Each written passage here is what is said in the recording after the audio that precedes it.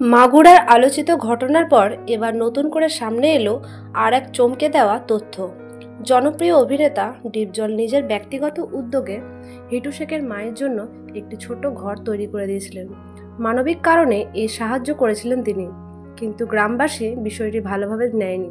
গ্রামের অনেকেই মনে করেন যাদের কারণে এত বড় ঘটনা ঘটেছে তাদের পরিবারের কারোর জন্য আলাদা সুবিধা ঠিক না। সেই ক্ষোভ থেকে একদিন সকলে মিলে সেই ঘরটি ভেঙে দেয়। একজন গ্রামবাসী বলেন, আমরা শুধু বিচার চাই, কিন্তু এভাবে আলাদা করে সুবিধা দেওয়া আমাদের মেনে নেওয়া কঠিন। এই ঘটনা জানাজানি হওয়ার পর সামাজিক মাধ্যমে মিশ্র প্রতিক্রিয়া দেখা গেছে। কেউ বলছেন ডিপজল ঠিক করছেন, আবার কেউ বলছেন সময় ও পরিস্থিতি বুঝে কাজ করাই ভালো। এই ঘটনার মাধ্যমে বোঝা যাচ্ছে গ্রামবাসীর আবেগ অনেক বড়। কারো কষ্টে কেউ এগিয়ে আসলে সেটাও অনেক সময় সবাই সহজভাবে নেয় না। আপনার মতামত জানাতে ভুলবেন না। আর এমন আপডেট পেতে চ্যানেলটি সাবস্ক্রাইব করুন। ধন্যবাদ।